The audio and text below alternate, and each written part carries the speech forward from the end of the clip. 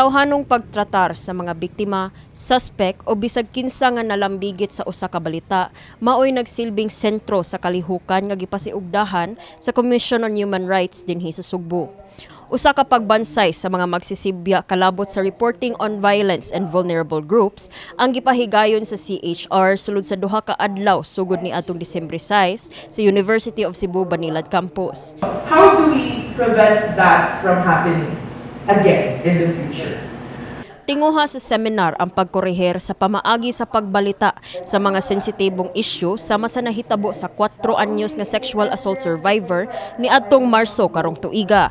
Napuno sa pagsaway ang pamaagi sa pagbalita sa usa ka sibyaanan sa radyo tungod sa laway nga pamaagi sa pag-interview sa biktima.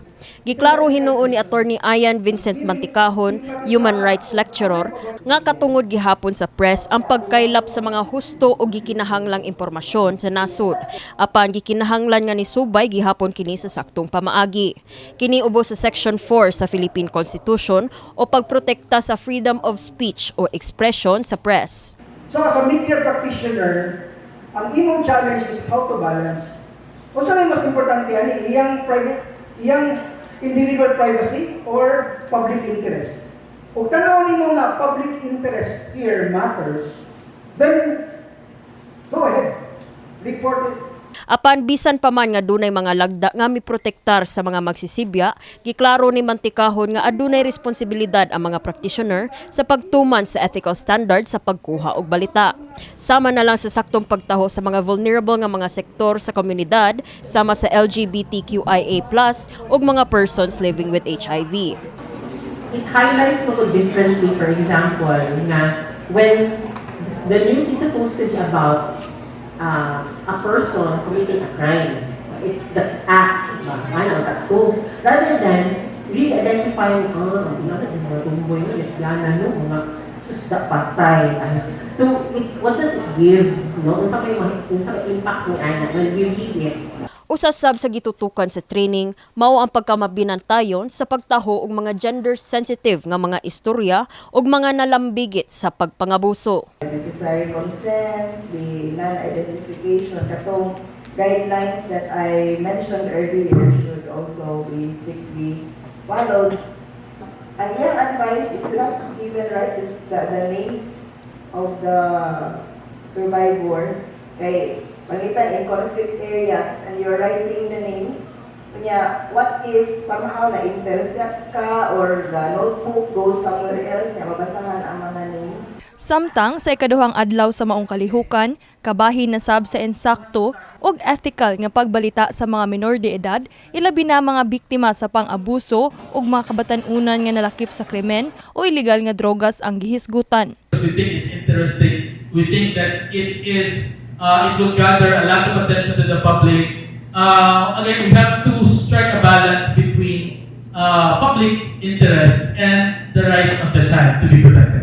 Gipaabot sab sa mga kawani sa media ang mensahe sa kamahinungdanon sa pagkonsiderar sa data privacy sa matag individual. Gani ilang giawhag ang media nga dili mo pagawas og personal nga mga impormasyon o kun mamahimo kinahanglan dunay consent o pagtugot gikan sa individual nga gibalita. Very relevant and important for media because it's the media who has the power, because you're obligated to tell the truth to people and to also obligation towards the loyalty to the citizens. So therefore, in telling the truth, it's also very much important to weigh the balance when it comes to the privacy of the individual with his right to data privacy, as well as the media's your news value. So it's always something that we can check harms and benefits relative to that. Ang paghatag og prioridad sa mga tawhanong katungod kung makighinabi ingon man makig-interview sa mga akusado ug mga suspect sa usa ka krimen ang gihisgutan sa human rights lawyer Attorney Christian Jacob Lora. Ma-observe na ako nga nadre kalapasan nga mahitabo, just to sensationalize the news ng ilang kuan. Of course to gain traction, to gain more viewers, diba? So I just hope our brothers and sisters in the media profession or journalism profession will be reminded of their code of ethics. I know you have your own set of code of ethics, just as we lawyers have also to observe. So I hope they would stick to that. Human sa malampuson nga media seminar, saysay sa Chief Legal Division sa Commission on Human Rights Central Visayas, Yuvik Ferrer, nga kini usa sa ilang paningkamot alang sa kaayuhan sa mga marginalized o vulnerable sectors sa atong komunidad. The training, the angling, is not to tell media how to do their jobs. That's not the province sa CHR. But to remind media nga, there are special rights and special needs of marginalized sectors, which is part of our mandate to protect and promote. So hopefully in the future, if we get to na chance, because this is a special project, Manggod, so if na chance for more like this, we hope nga mas daghan og participation sa media and actually and everybody who are communicators. Kini si Elaiza Peñaranda Ug kini si Queenie Joligon alang sa MyTV, Cebu.